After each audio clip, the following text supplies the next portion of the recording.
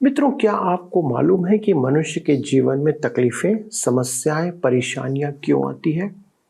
उसके बहुत से कारण हो सकते हैं, पर एक कारण है कि जब हम अपने जीवित और सच्चे परमेश्वर को त्याग देते हैं या भूल जाते हैं, तब हमें यह स्मरण कराने के लिए कि वह हमसे प्रेम करता है, वो है, जीवित है।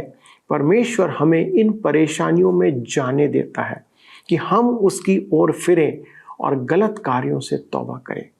हमारा यह अध्ययन इसी बात पर आधारित है। कृपया अधिक जानकारी के लिए इस अध्ययन में तुरंत शामिल हो जाइए और जानिए।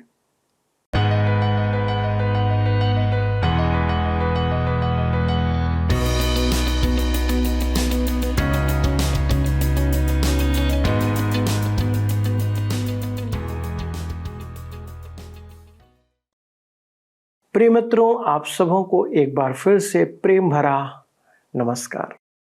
आप सबका सत्यवचन कार्यक्रम में स्वागत है। सत्यवचन में हम पवित्र बाइबल का व्याख्यात्मक अध्ययन करते हैं, पर प्रश्न यह है कि इसके अध्ययन से आपको क्या लाभ होता है या क्या लाभ होगा? नियमित बाइबल अध्ययन आपका जीवन मजबूत करेगा और आपको ढाढ़स प्रदान करेगा। जैसे जैसे आप समझते हैं कि परमेश्वर ने यीशु मसीह के द्वारा आपके लिए क्या क्या किया है, आप परमेश्वर की सच्चाई के प्रति विश्वास में बढ़ते जाते हैं। आप अपने प्रति उसकी भावनाओं को और अधिक गहराई से महसूस करते चले जाते हैं। परमेश्वर का वचन आपको भय और रुकावटों से भी मुक्ति प्रदान करता है, ताकि आप जीवन में उसके दिए गए कार्यों में सफल हो सके। कोई फर्क नहीं पड़ता कि आपको क्या रोक रहा है, कौन सी बाधा आपके सामने आ रही है। आप परमेश्वर के वचन का पालन करते हुए आत्मविश्वास के साथ आगे बढ़ सकते हैं। दोस्तों, इन दिनों हम भजन संहिता से अपने अध्ययन को आगे बढ़ा रहे हैं, जो विभिन्न परिस्थितियों पर लिखी गई एक गीत श्रृंखला है, जिसमें परमेश्वर के कार्य प्रकट किए गए हैं। उसकी विनम्र और कठोर प्रतिक्रिया हमारे लिए एक सीख है। आज का अध्ययन भी दोनों प्रकार की स्थितियों से हमें शिक्षा प्रदान करेगा। आइए अपने अध्ययन में आगे बढ़ें। प्रिय मित्रों, आइए आज हम अपने अध्ययन में आगे बढ़ें और भजन संहिता 134 से अपने अध्ययन को आरंभ करें, जिसका विषय है तीर्थयात्री का अंतिम स्तुति गान। यह तीर्थयात्री की यात्रा का अंतिम भजन है। अब वह मंदिर में आ चुका है और जनसमूह के साथ खड़ा होकर अपनी वाणी में ऊंची स्तुति करता है। यह एक महान आमीन है और इसे 3 गुना आमीन कह सकते हैं। तो आइए पढ़ें भजन 134 उसके 1 और 2 पद। लिखा है, हे यहोवा के सब सेवकों सुनो, तुम जो रात रात को यहोवा के भवन में खड़े रहते हो, यहोवा को धन्य कहो। अपने हाथ पवित्र स्थान में उठाकर यहोवा को धन्य कहो। मेरे मित्रों, मैं आपको फिर स्मरण कराना चाहता हूं कि यह तीर्थयात्री जहां से आया है, वह स्थान उसके लिए कष्टकारी था। वहां के लोग उस पर संदेह करते थे, उसके विषय में बुरी बातें कहते थे और उसके बारे में झूठी अफवाहें फैलाते थे। उसका पड़ोसी अच्छा नहीं था, परंतु अब वह यरूशलेम में प्रवेश कर चुका है। वह पवित्र स्थान में खड़ा होकर परमेश्वर की स्तुति करते हुए हाथ उठाकर उसे धन्य कह रहा है। आइए हम पढ़ें भजन 134 उसके 3 पद। लिखा है, यहोवा जो आकाश और पृथ्वी का करता है, वह सियोन में से तुझे आशीष देवे। तीर्थयात्री परमेश्वर को धन्य कहता है और बदले में वह अपने जीवन में परमेश्वर की आशीषों की आशा रखता है। यह एक महान आराधना का गीत है और इसे हमारे स्तुति गानों में जोड़ा जाना चाहिए।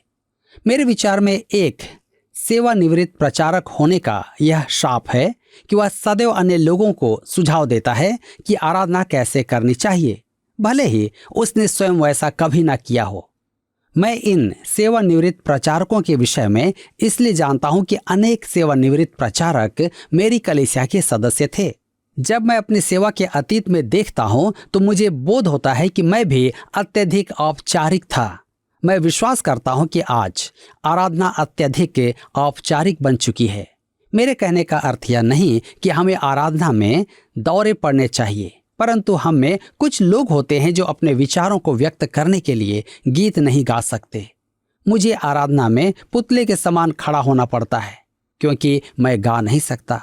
यदि मेरी पत्नी मेरे साथ आराधना में उपस्थित है तो वह नहीं चाहती कि मैं गाना गाने का प्रयास भी करूं। वह कहती है कि जब मैं गाता हूं तो सब पलटकर मुझे देखते हैं। उनका देखना सराहना भरा नहीं होता है। कभी कभी मेरा मन कहता है यह कि स्तुति करो, हालेलुया। हमारा परमेश्वर कैसा भला और महान है। परमेश्वर भला है। कभी कभी हमें अपनी आराधना में अनौपचारिकता लाने की आवश्यकता है। हमें विचारों को प्रकट करने की स्वतंत्रता होनी चाहिए। मेरे मित्रों, हम कठोर न बने। हम आराधना करें तो हृदय से उसकी स्तुति करें।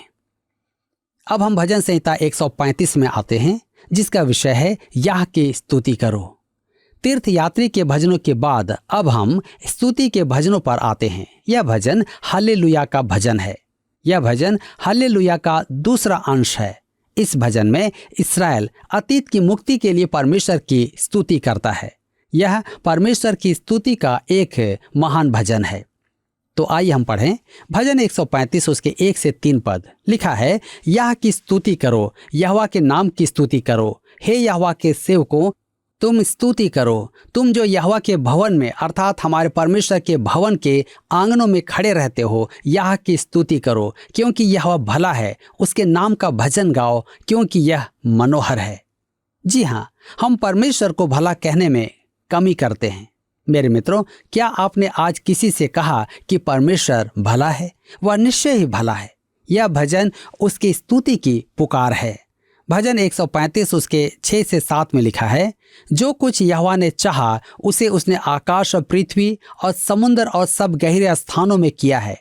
वह पृथ्वी के छोर से कुहरे उठाता है और वर्षा के लिए बिजली बनाता है और पवन को अपने भंडार में से निकालता है। परमेश्वर ही मौसम को निर्धारित करता है। मौसम विशेषज्ञ ऐसा नहीं कर सकता, इसलिए उसके अनुमान में गलती होती है। वह मुख्यालय के संपर्क की अपेक्षा मशीनों के संपर्क में होता है और वह एक शिक्षा के आधार पर अनुमान लगाता है। परंतु परमेश्वर ने मौसम को बनाया। वह सृजनहार है। वह मौसम का ही नहीं, संपूर्ण जगत को अपनी इच्छा के अनुसार चलाता है। संभव है कि आपको यह अच्छा नहीं लगता हो, तो आप इससे बाहर निकल क्यों नहीं जाते? आप किसी और जगत में चले जाएं या अपना ही जगत रचकर अपनी इच्छा से उसे चलाएं।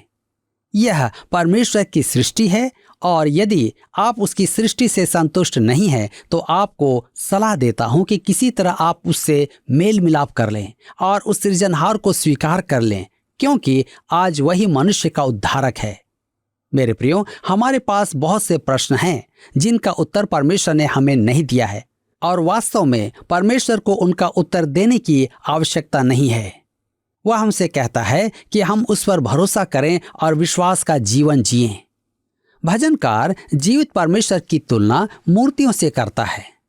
भजन संहिता 135 उसके 15 से 18 में लिखा है, अन्य जातियों की मूर्तें सोना चांदी ही हैं, वे मनुष्यों की बनाई हुई हैं।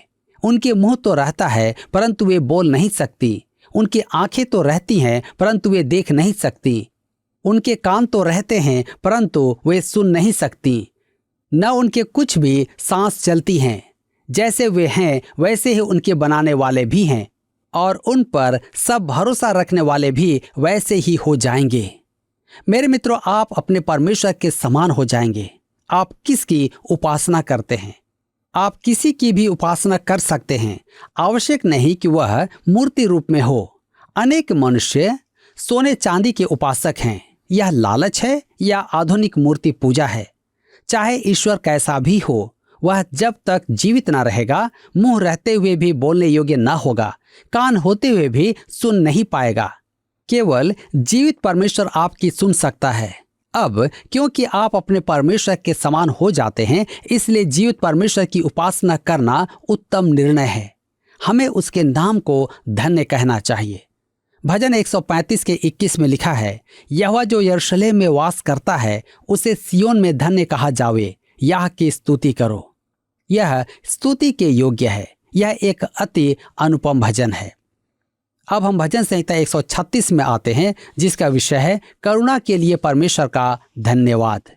यह भी हालेलुया भजन है जो सृष्टि में परमेश्वर की करुणा, मुक्ति और बैरियों से युद्ध में तथा भविष्य में उसकी महिमा के लिए उसकी स्तुति करता है। आइए हम देखें भजन 136 उसके 1 पद। लिखा है, यहोवा का धन्यवाद करो क्योंकि वह भला है और उसकी करुणा सदा की है। परमेश्वर की करुणा अपरंपार है, कभी समाप्त नहीं होगी। भजन संहिता 136 उसके 2 और 3 पद में लिखा है, जो ईश्वरों का परमेश्वर है उसका धन्यवाद करो, उसकी करुणा सदा की है। जो प्रभुओं का प्रभु है उसका धन्यवाद करो, उसकी करुणा सदा की है। इस भजन का प्रत्येक पद परमेश्वर की करुणा का महिमान्वन करता है। इफिसियों की पत्री 2 अध्याय उसके 4 पद में पौलुस कहता है, परंतु परमेश्वर ने जो दया का धनी है अपने उस बड़े प्रेम के कारण जिससे उसने हमसे प्रेम किया। जी हाँ, मुझे परमेश्वर की करुणा अर्थात दया की आवश्यकता है और वह दया का धनी है। मुझे पत्रों में लोग लिखते हैं कि उन्होंने पाप किया है। वे पूछते हैं, आपके विचार में क्या परमेश्वर मुझे क्षमा करेगा? मेरे मित्रों, मैं आपसे कहता हूं, वह दया का धनी है। क्या आपने उससे प्रार्थना की है? यदि आपको वास्तव में क्षमा चाहिए तो वह अवश्य क्षमा प्रदान करेगा। वह अपनी दया के आधार पर हमारे साथ व्यवहार करता है। यह सृजनहार परमेश्वर की स्तुति है। यहाँ ध्यान दें कि प्रत्येक पद के बाद कहा गया है, उसकी करुणा सदा की है। भजन संहिता 136 उसके 5 से 9 पद में हम पढ़ते हैं, उसने अपनी बुद्धि से आकाश बनाया, उसकी करुणा सदा की है। उसने पृथ्वी को जल के ऊपर फैलाया है, उसकी करुणा सदा की है। उसने बड़ी बड़ी ज्योतियां बनाई, उसकी करुणा सदा की है। दिन पर प्रभुता करने के लिए सूर्य को बनाया, उसकी करुणा सदा की है। और रात पर प्रभुता करने के लिए चंद्रमा और तारागण को बनाया, उसकी करुणा सदा की है। अगला भाग मिस्र के दासत्व से मुक्त कराने के लिए परमेश्वर की स्तुति है। परमेश्वर की मुक्ति के प्रत्येक चरण के बाद वह दोहराता है, उसकी करुणा सदा की है। अंत में वह कहता है कि उन्हें स्वदेश प्रदान करने के लिए परमेश्वर ने दया दर्शाई है। भजन 136 उसके 21 और 22 पद में लिखा है, और उनके देश को भाग होने के लिए उसकी करुणा सदा की है। अपने दास इस्राएलियों का भाग होने के लिए दे दिया, उसकी करुणा सदा की है। मित्रों, उस भजन का अंतिम भाग आपके और मेरे लिए उतना ही अर्थपूर्ण है जितना इस्राएल के लिए। भजन 136 उसके 23 से 26 में हम पढ़ते हैं, उसने हमारी दुर्दशा में हमारी सुधि ली, उसकी करुणा सदा की है। और हमको शत्रुओं से छुड़ाया है, उसकी करुणा सदा की है। वह सब प्राणियों को आहार देता है, उसकी करुणा सदा की है। स्वर्ग के परमेश्वर का धन्यवाद करो, उसकी करुणा सदा की है। मैं आपके बारे में तो नहीं कह सकता, परंतु मेरा मन फिर हालेलुया कहता है। हमारा परमेश्वर कैसा महान है, उसे दंडवत करके उसकी स्तुति करो। आप धूल में गिरकर स्तुति करेंगे तो वह आपको उठाएगा। मेरे प्रियो, इसी के साथ भजन संहिता 136 समाप्त होता है और अब हम आते हैं भजन संहिता 137 में, जिसका विषय है परदेश में यहोवा का भजन गाना। भजनों का पढ़ना ऐसा है जैसे विभाजित मुख्य मार्ग पर किसी मनोरम स्थान की यात्रा कर रहे हो। हम दोनों ओर नए और सुंदर दृश्यों से और प्राकृतिक दृश्य से गुजरते हैं। प्रत्येक भजन का आरंभ एक चौराहे के समान है। हम चेतावनी को देखे बिना एक ही गीत से आगे बढ़ते चले जाते हैं और हम में अभिन्नता की भावना जागृत होती है। मार्ग सूचक के दोनों ओर दृश्य एक सा ही है और यात्रा करते करते अकस्मात ही हम भजन 137 पर आते हैं और देखते हैं कि वहाँ 3 झंडे गड़े हैं जो कहते हैं, ठहरो, देखो, सुनो। प्रस्तावना में तो हम यही कह सकते हैं कि पहला झंडा कहता है, ठहरो। यह भजन प्रतिशोध का भजन है। अब कोई कहे कि ठहरो का झंडा मुझे रोकेगा नहीं, क्योंकि मैं इसका अर्थ तो समझता नहीं। प्रतिशोध का मूल अर्थ है श्राप देना। यह भजन बदला लेने की प्रार्थना है। सुनिए कि अंतिम पद में क्या लिखा है, क्या ही धन्य वह होगा जो तेरे बच्चों को पकड़कर चट्टान पर पटक देगा। यह लाल झंडा है। यह उत्तेजित करने वाला पद है और कठिनाई उत्पन्न करता है। अनेक जन इसे छोड़कर आगे बढ़ जाते हैं और मेरे लिए इसे अनदेखा करना आसान है। परंतु यह एक ऐसा भजन है जिसे हमें रुककर ध्यान से पढ़ना है। मेरे प्रियो, मनुष्य के पास इस भजन के संबंध में अनेक मार्ग हैं। मुक्ति विचारवादी इसे अनदेखा कर देते हैं। उनके विचार में यह बाइबल का अंश नहीं है। उनके विचार में इस भजन में जो कहा जाना चाहिए उसके विपरीत बातें लिखी हैं, अतः वे इसका परित्याग कर देते हैं। वे उस गांव वाले बालक के समान है जिसने एक भैंस खरीदी और सीखा कि उसका आगे का भाग महंगा है क्योंकि उसके लिए चारा लाना पड़ता है, परंतु पीछे का भाग दूध देता है। अतः उसने पैसा कमाने के लिए पीछे के हिस्से का अधिक ध्यान दिया और आगे के हिस्से को छोड़ दिया और वह भैंस मर गई। यह विचार कि जो अच्छा लगे उसे रखो और जो अच्छा न लगे उसे त्याग दो, न तो संतोष प्रदान करता है और न ही समस्या का समाधान प्रस्तुत करता है। दूसरा मार्ग है नव शिक्षितों का, जो कहते हैं मैं बाइबल को आरंभ से अंत तक मानता हूं, परंतु वे भीतरी भाग से पूर्ण रूपेण अनभिज्ञ रहते हैं। यही कारण है कि हम रूढ़िवादियों को निर्बुद्धि कहा जाता है। यही कारण है कि मैं परमेश्वर के वचन की शिक्षा को अत्यधिक महत्व देता हूं। यह कहना कि मैं विश्वास करता हूं एक अलग बात है और उसे जानना एक अलग बात है। तीसरा दृष्टिकोण है संपूर्ण बाइबल में विश्वास करना और उसे समझना, अर्थात परमेश्वर के कहने के अर्थ को समझना और विवरण लिखे जाने के समय उसके मन में क्या था उसे अंतर्ग्रहण करना। मैं जानना चाहता हूं। अब इस समझ के साथ हम भजन संहिता 137 का प्रतिशोध के भजन के रूप में अध्ययन करें। यद्यपि ये विचार ऊपरी तौर पर तो भयानक प्रतीत होते हैं, हम इसके वास्तविक अर्थ पर ध्यान दें। दूसरा झंडा कहता है कि हम रुकें परंतु देखें भी, क्योंकि भजन संहिता 137 परमेश्वर की प्रजा इस्राएल के इतिहास के एक भाग का उल्लेख करता है। अतः यह एक ऐतिहासिक भजन है, जो एक असामान्य बात है। इतिहास की पुस्तकों में इस्राएल के बेबीलोन निर्वासन के 70 वर्षों का इतिहास नहीं है। निस्संदेह यिर्मयाह ने बेबीलोन की बंधुआई की भविष्यवाणी की थी, परंतु वह बंदियों के साथ बेबीलोन में था, परंतु वह भविष्यवाणी भी करता रहा।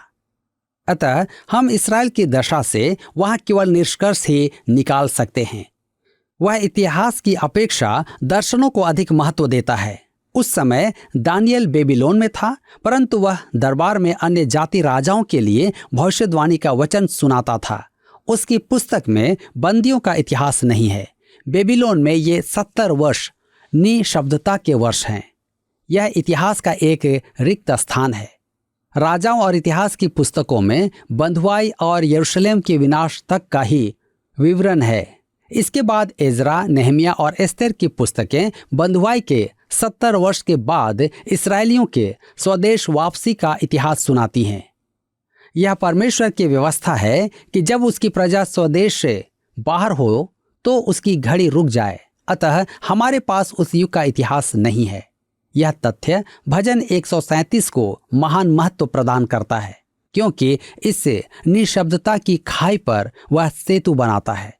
सब कुछ तो नहीं, परंतु इस समय की कुछ गतिविधियों को हम यहाँ अवश्य देख पाते हैं।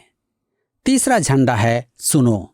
यहाँ एक प्रश्न है। भजन 137 उसके 4 में हम यहोवा के गीत को पराये देश में क्यों कर गाएं? मुझे निश्चित नहीं कि उन्हें इसका उत्तर मिला या आज हमें इसका उत्तर अपने लिए मिलता है, जब तक कि हम कुछ शर्तों को पूरा न कर दें। वह प्रश्न है, हम परदेश में प्रभु का गीत कैसे गा सकते हैं? भजन 137 इस्राएल का त्रासदीपूर्ण परंतु मृदुल अनुभव है। आपको इस भजन में कटु घृणा और गहरा प्रेम देखने को मिलेगा। आप यहाँ एक ऐसी जाति को देखेंगे जो भावनाओं के अधीन और अभिभूत है। वे यहाँ व्यक्त बातों के प्रति गहरी भावना रखते थे। आइए हम आगे बढ़ते हुए देखेंगे मुख्य अनुभव। सबसे पहले तो उनका मुख्य अनुभव देखें। भजन 137 के 1 में लिखा है, बेबीलोन की नहरों के किनारे हम लोग बैठ गए और सियोन को स्मरण करके रो पड़े। स्थान बहुत महत्वपूर्ण है। बेबीलोन की नहरों के किनारे इन लोगों का अनुभव बेजोड़ था। गोशेन से लेकर यूरोप की यहूदी बस्तियों तक उन्हें परदेश में रहने के अनुभव प्राप्त हुए थे। घर से दूर परदेश में रहना क्या होता है वे समझ गए थे कि मिस्र की ईंटों के भट्ठों से चलकर बेबीलोन की नदियों तक जाना क्या है। उनके दासों के डेरों में रहने का अनुभव प्राप्त हुआ था। बेबीलोन के नहरों के किनारे वे सताए गए थे। उन्होंने बंधुआ मजदूरी की थी, वहां उन्होंने कष्ट उठाए थे। बेबीलोन की नहरों के किनारे प्रश्न उठता है वे वहां क्या कर रहे थे। पहले तो उनका वहां कोई काम नहीं था। परमेश्वर ने तो उन्हें प्रतिज्ञा के देश में रखा था और परमेश्वर ने उनसे प्रतिज्ञा की थी वह उन्हें वहां अपना गवाह बनाए रखेगा, परंतु तब तक जब तक वे उसके प्रति विश्वास योग्य बने रहेंगे। वे बेबीलोन की नदियों के निकट क्या कर रहे थे? ये नहरें उन मनुष्य द्वारा ही खोदी गई थी और मैं विश्वास करता हूं कि टिग्रिस और यूफ्रेटस नदियों से निकाली गई थी कि खेतों में सिंचाई के लिए पानी उपलब्ध हो। सूर्योदय से सूर्यास्त तक नहर खोदने की मजदूरी करने वाले यही लोग थे। वह शुष्क मरुस्थल था। बेबीलोन की नहरों के किनारे हम लोग बैठ गए। यह घोर निराशा का कैसा चित्रण है। वे बैठने की अपेक्षा और कर भी क्या सकते थे और सियोन को स्मरण करके रो पड़े। कैसा महान दुख का समय था। मेरे प्रियो, भजन संहिता स्तुति और महिमा के गीत हैं। भजनों में आनंद, अद्भुत विश्वास, आशा और आत्मविश्वास प्रकट है, परंतु इस भजन में नहीं। इसमें उनका विलाप गीत है और सियोन को स्मरण करके रो पड़े। यह स्तुति का गीत नहीं है, यह गहन निराशा का गीत है। सियोन को स्मरण करके रो पड़े। यरूशलेम और बेबीलोन में कैसी विषमता है। यरूशलेम पर्वतों में बसा सुंदर नगर और बेबीलोन मरुस्थल है। वे अपनी इच्छा से वहां नहीं थे, परंतु इसलिए कि उनका नगर नष्ट हो गया था और उनसे अधिक शक्तिशाली राष्ट्र बेबीलोन उन्हें बंदी बनाकर पशुओं के समान हाँक कर मजदूरी के लिए ले गए थे। अब उन्हें अपने देश की याद आ रही थी। सियोन को याद करके रो पड़े। वे वहां क्यों थे? अपने पापों के कारण। यदि आपको उस समय के एक और रोने वाले को देखना है तो यिर्मयाह की पुस्तक को खोलें। यिर्मयाह भी रोता था, परंतु इसमें उसका दोष नहीं है। परमेश्वर ने उसे दंड की भविष्यवाणी करने को चुना था, परंतु उसका हृदय कोमल था। उसने यरूशलेम के विनाश की भविष्यवाणी की थी। उसने उनके बंदी बनाए जाने की भविष्यवाणी की थी। परमेश्वर ने वह कठोर संदेश सुनाने के लिए एक कठोर हृदय के मनुष्य को नहीं चुना था। उसका मन एक माता के सदृश था, इसलिए परमेश्वर ने उसे चुना था। यिर्मयाह कहता है, मेरी आंखें आंसुओं का सोता हो गई थी। इस संदेश से मेरा दिल टूट गया। परमेश्वर ने ऐसे मनुष्य को भेजा कि वे परमेश्वर के हृदय को समझ सके। विलाप गीत 1 उसके 8 पद में उसका आनंद सुने। यरूशलेम ने बड़ा पाप किया, इसलिए वह अशुद्ध स्त्री सी हो गई है। जितने उसका आदर करते थे वे उसका निरादर करते हैं, क्योंकि उन्होंने उसकी नंगाई देखी है। हाँ, वह कराहती हुई मुंह फेर लेती है। मेरे प्रियो, ये लोग बेबीलोन की नहरों के किनारे क्यों थे? उन्होंने बड़ा पाप किया था। यही कारण था कि वे वहां थे। मेरे मित्रों, आज हमने भी पाप किया है, लेकिन क्या हम रुककर अपने जीवन की ओर देखते हैं कि हमने कहाँ पाप किया है? क्या हम ठहर कर उस पर विचार करते हैं, चिंतन करते हैं? आज समय आ गया है कि हम अपने जीवनों को टटोलें, अपने जीवनों को देखें और परमेश्वर की ओर लौटें, क्योंकि वह आपके जीवन को आशीषों से परिपूर्ण करना चाहता है। आप अपने पापों से प्रायश्चित करें और निश्चय जानें कि वह आपकी सहायता करेंगे। मित्रों, आपने इस बात को जान लिया कि परमेश्वर ने हम सबों को अपनी महिमा के लिए प्राथमिक रूप से बनाया है। हमें हर समय उसके भले कार्यों के लिए उसकी स्तुति और आराधना करते रहनी चाहिए, क्योंकि वह महान परमेश्वर है। चाहे हम किसी भी परिस्थिति में क्यों ना हो, यदि हम जीवित हैं तो ये उसकी करुणा का फल है। दोस्तों, जो जीवन हमारे पास इस पृथ्वी में जीने के लिए दिया गया है वह परमेश्वर द्वारा ही दिया गया है, या कहें उसी का है। जीवन हमने ऐसे ही नहीं कमाया है, जीवन उसके उपकार के कारण हमें दिया गया है। यदि हम बीमार हैं तो भी उसे धन्यवाद देते रहना चाहिए, क्योंकि हम मिट नहीं गए। ये उसकी महाकरुणा का प्रतिफल है। यदि हम उसको वह जो है उसके लिए उसे महिमा दें और अपनी लापरवाहियों से फिरें तो वह हमें पुनर्स्थापित कर सकता है। याद रखें दोस्तों, परमेश्वर पवित्र है और वह किसी भी रूप से दोषी नहीं है। हम पापी हैं और दोष हम में है, इसलिए हमें ही परमेश्वर के पास आना होगा, उसके पास जाना होगा। इस्राएल ने परमेश्वर की महिमा ना करने के लिए व्यवस्था का उल्लंघन किया, इसलिए भजन संहिता 137 में वे रो रहे हैं, विलाप कर रहे हैं। उन्होंने सब्त के दिन को जैसा मानना था वैसा नहीं माना, जिसके कारण वे बाबुल की गुलामी में गए। हम विभिन्न समस्या में इसलिए पड़ते हैं दोस्तों, क्योंकि किसी न किसी रूप में हम उसे त्याग देते हैं। आइए उसकी ओर फिरें और उसे अपने जीवन में कार्य करने का अवसर दें। आइए हम प्रार्थना करें कि हम कोई ऐसी भूल ना करें जिसके लिए हमें बाद में पश्चाताप करना पड़े।